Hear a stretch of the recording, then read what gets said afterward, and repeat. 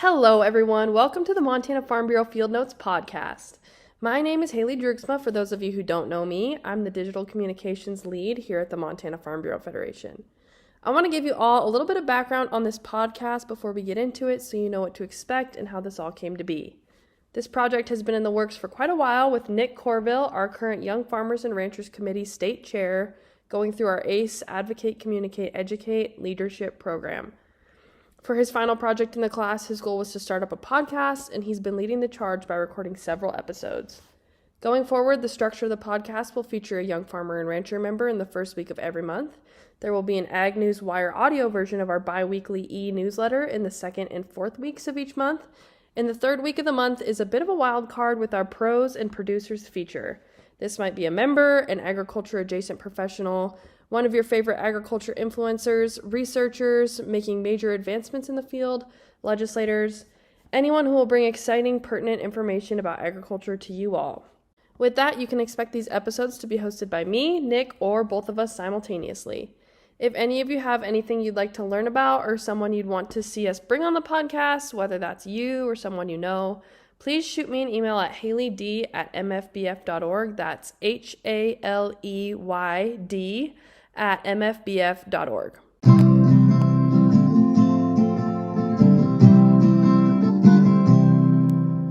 All right, it's time to get into our Montana agriculture news stories, and it is with a heavy heart that I bring you our first Montana agriculture news story today.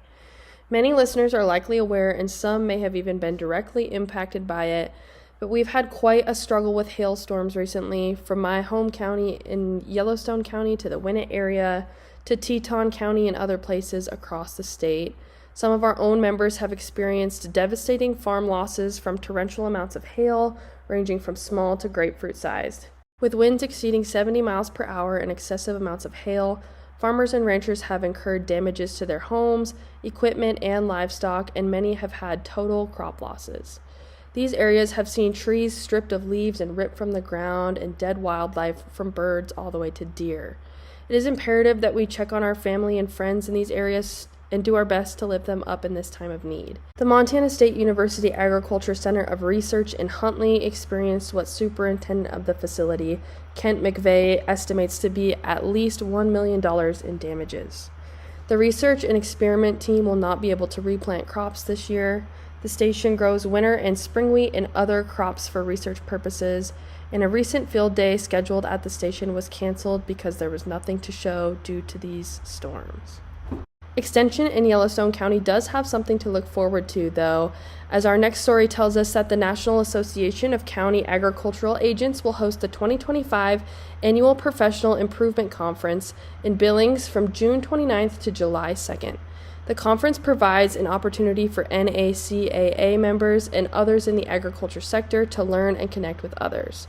Attendees will take more than 12 tours featuring Montana agricultural industries covering beef production, agronomy, conservation, wildlife, and sheep and wool production. Most conference events will be held in downtown Billings with tours and other activities taking place across the region. Another win from our land grant, Montana State University, comes to us from a Montana Farm Bureau ACE Advocate, Communicate, Educate leadership class of 2021 graduate and program leader of the Dan Scott Ranch Management Program, Rachel Frost. The Dan Scott Ranch Management Program is offering a select group of 10 students per year the opportunity to earn a BA in Ranching Systems. Frost says the program was born out of a need for people to manage large landscapes. Graduates are ready to forge a pathway to management on a ranch or in any of the many support industries that serve the ranching community. In addition to a diverse array of classroom and experiential coursework in animal production, natural resources management, economics, and business, students gain valuable hands-on experience through 2 summer-long internships on actual working ranches in and outside of Montana. A few of our very own Collegiate Farm Bureau Young Farmers and Ranchers members are current members of the program. Paige Carda, an incoming senior from Lambert, Montana, details her experience from her second summer in Twin Bridges working for Hamilton Ranch. One of the best parts of this program is that it includes 2 full summers of internships working on real ranches. I've had the chance to be involved in everything, from intensive grazing and livestock health to the day-to-day ranch operations and looking at the financials of the ranch. It's been an incredible way to apply what we learn in the classroom to real-world challenges. What makes it even better is how much ownership we're given. We're not just watching from the sidelines, we're actively managing, making decisions, and essentially learning from the outcomes. This program has really helped me understand what it takes to run a successful, sustainable ranch today, especially with the growing need for regenerative practices and business-minded decision-making. It's made me even more excited and more prepared for a future in agriculture. Montana Farm Bureau member Ben Johnson has also hosted Ranching Systems summer interns on his family's ranch in Choteau. The reason why we sought out to host a Dan Scott intern was Carly and I both grew up on family farms and ranches, but we didn't return to family operations. We set off to do our own thing, and what made that possible was the quality mentorship through the years and then also in the opportunities that we found. And we saw the importance of the quality of mentorship and what that allowed us to do, and the knowledge and the experience that we gained through relationships from our mentors was invaluable to us. So when we saw the possibility of getting a summer intern from MSU for 2 consecutive summers, we jumped on it. My experience with the Dan Scott Ranch Management Program was we got Georgia for 2 summers. We met with Rachel early on to see if we were a good fit for hosting an intern, and we really liked Rachel. She was transparent, easy to work with, and then we got to meet Georgia a week or 2 ahead of her coming, and we knew it was going to be a good fit. On hosting an intern, it's more than just summer help. You have to put in the mentorship for that intern. It's not just they're showing up, they're working for you in summer help. You're walking them through the decision making, and that was very valuable to me. Was I had to explain my decisions, and we don't do that when we're working for ourselves or working for our family. We just go, oh, this is the way we do things. And having to walk through that was very valuable. We explored different opportunities by doing that because, Georgia challenged me, like, why do we do this? And having to think through and explain why I was making this decision and why I was doing this, and explaining her the dollars and cents of why I was doing these was great. Speaking of land management, our next story comes to us from our neighbors to the west. The University of Idaho recently released its finalized results of a 10-year sage-grouse study confirming the benefits of livestock grazing on greater sage-grouse populations.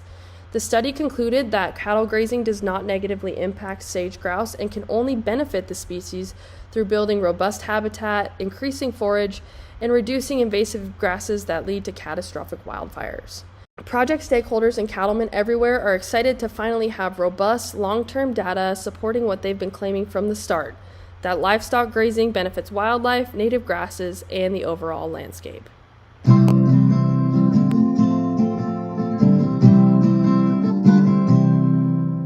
I'd like to take a moment to remind you all that if any of these stories interest you and you'd like to learn more, whether you want to read about this University of Idaho study, hear from more MSU Ranching Systems students, or find out more about the upcoming NACAA conference, head to mfbf.org and click Join.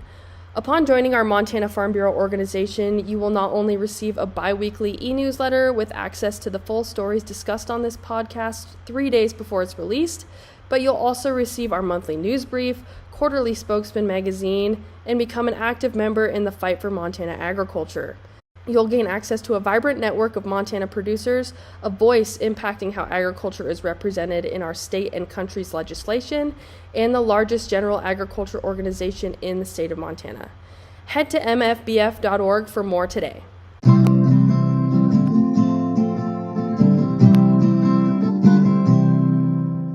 The Montana Department of Agriculture is facilitating summer pesticide disposal events during the week of June 30th through July 2nd in Polson, Hamilton, and Butte.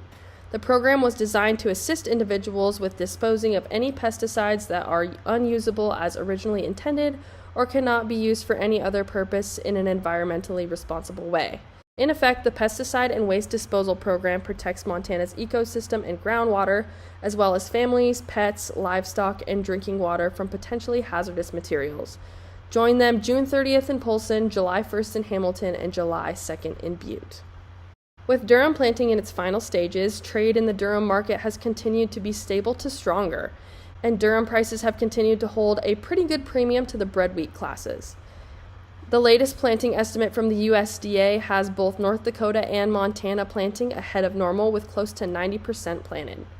Montana durum remains relatively strong compared to other wheat types, with bulk bids around $6.50 to $7 a bushel, likely buoyed by milling grain demand and limited new crop availability. Our final Montana General Agriculture news story today comes to us as U.S. Senator Mike Rounds reintroduced the USA Beef Act legislation to limit the use of the Product of USA label only to beef products that are born, raised, and slaughtered in the United States. You might already be familiar with a similar effort when the USDA proposed a rule requiring that the Product of USA or Made in the USA labels can only be applied to meat, poultry, and egg products that are born, raised, slaughtered, and processed in the United States. It doesn't mandate a U.S. origin label, but rather creates a voluntary opportunity to claim the label on products if requirements are met. This rule was finalized in March 2024 and went into effect in May 2024, with all producers required to comply by the start of 2026. But since this rule was issued by an executive agency, it can be revoked at any time by future administrations. Rounds' legislation, the USA Beef Act, would permanently protect this rule by putting it into law.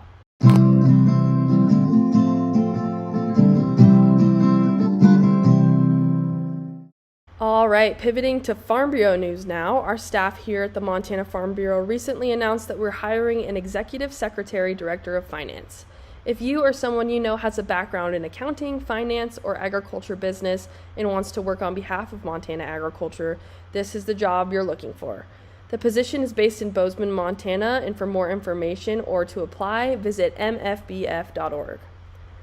As many of you know, our summer conference recently wrapped up in Fairmont Hot Springs. Quite a few awesome stories came out of this event. We were able to recognize 6 legislators for their efforts in supporting agriculture during the Montana 69th legislative session that wrapped up this spring. Representative Ken Walsh of House District 69 received the Outstanding Friend of Farm Bureau Award. Senator Butch Gillespie of Senate District 9 received the Distinguished Service Golden Plow Award. Golden Windmill Award recipients were Senator Josh Kastmeyer of House District 13, Representative Jane Gillette of House District 77, and Representative Russ Minor of House District 26. The Rookie of the Year Award was presented to Representative Eric Tilleman of House District 23. Representative Tilleman jumped right into his first session carrying several agency bills, legislation that supports agriculture education, and even Montana Farm Bureau's requested bill, House Bill 356, adding black bears to the livestock loss program. This was an initiative that started at the county Farm Bureau level and is a perfect example of how our organization gives our members a voice, especially with the help of great legislators like Representative Tilleman. His background as a popular agriculture educator shined through his enthusiasm, positivity, and hard work to successfully drive legislation across the finish line for the betterment of Montana agriculture. Another awesome piece of our summer conference was the Young Farmer and Ranchers Tour. I got to attend these myself, which was a great experience. We first stopped at the State Prison Ranch in Deer Lodge. We got to learn all about their new pheasant operation where they raise pheasants for both slaughter and to be released by the Montana Fish, Wildlife, and Parks programs. We then got to check out their cow camp where we heard about the ranch's beef operation and ended by touring their dairy facilities where they have just over 80 cows in active milk production. We also got to eat some ice cream with that. My favorite parts of this tour were the opportunities to see varieties of agriculture that aren't as common in Montana, like their pheasant and dairy operations. I also really enjoyed hearing from the inmates who do the majority of work in each of these areas of the ranch and how the prison's work programs help them better their lives through agriculture while they're incarcerated and preparing for their respective releases. After that, we hit Grant Coors Ranch, the first ranching homestead in the state of Montana. They still actively operate a cow herd and are committed to raising the historical cattle breeds like Herefords and Shorthorns that would have been raised there when the ranch was founded. They try to operate the ranch almost entirely with restored equipment from its historical period. We also got an exclusive tour of the inside of the ranch home that was historically preserved from the times of westward sprawl. Our Women's Leadership Committee, Young Farmers and Ranchers Committee, ACE Class of 2025, and the Montana Farm Bureau Board all had meetings on Monday discussing respective topics and plans for the improvement of agriculture. That evening, all these groups gathered for a lovely social and dinner at Casa Granda's Steakhouse in Butte. The next day, we heard from two great keynotes. Karen Grouse gave an inspirational speech about her book, Quiet Leadership, during which the audience got to participate in a variety of team building and personality activities. The lunchtime keynote was R.J. Leher, the American Farm Bureau Director of Government Affairs, who gave an insightful update on the state of agriculture at a national level. He touched on the Make America Healthy Again report, the Big Beautiful Bill, reconciliation and tax reform, the Farm Bill, and a variety of other topics. That day, our 13 committees met to discuss local issues and surface potential policy for discussion at County Farm Bureau meetings in September. There were precision agriculture breakout sessions as well throughout that day. That Tuesday evening was one for the books. After a long, productive day, our members got all gussied up in their derby best for our Fairmont Stakes themed evening with all sorts of socializing, derby games, a stick horse race, a district basket auction, a bottle pull, and of course, the bar was open and the fun was flowing. That evening alone, we were able to raise over $16,000 for the Montana Farm Bureau Foundation. Our final day of summer conference was spent either at our foundation golf fundraiser or on tours. While golfers continued to raise money for the Montana Farm Bureau Foundation at the Fairmont Golf Course, others toured the Montana Resources Continental Mine, the Montana Precision Products Manufacturing Plant, and Butte Underground, which featured an underground speakeasy, the old city jail, and underground storefronts that were once in operation. I'd like to thank all who attended our summer conference and made a difference in the future of Montana agriculture. This is the very earliest stage of policy development, followed by county meetings in the late summer, our annual convention in the fall, and in January, that policy has potential to be brought to the American Farm Bureau Federation's annual convention, which will be held in Anaheim, California in 2026. And it has recently been announced that Tim Tebow is set to keynote the convention. This is something that I definitely don't want to miss, and you won't want to miss either. So mark your calendars for January 9th through the 14th and contact your regional manager for more information about attending the convention.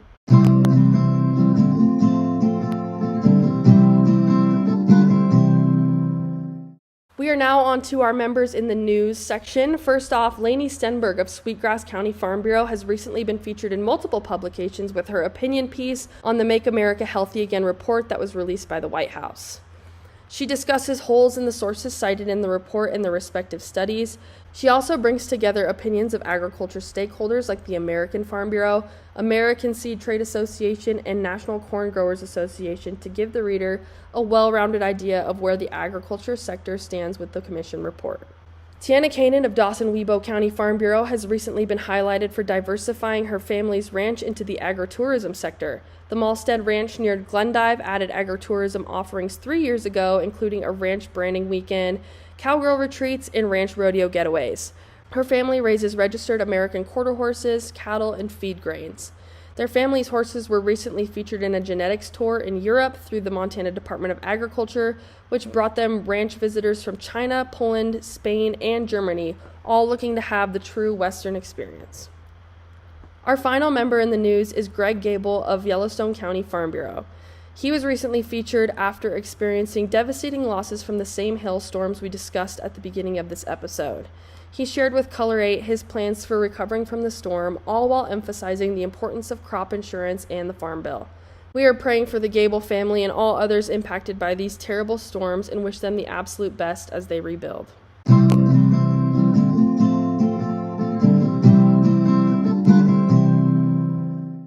Let's shift now into our upcoming events. Mark your calendars for Hoofin' It for Hunger 2025. We will be holding this annual 5 and 10K race at Depot Park in Dillon, Montana, Saturday, September 20th. Registration will kick off at 10 a.m. with the 10K starting at 10:30, the 5K at 11, and awards will be at noon.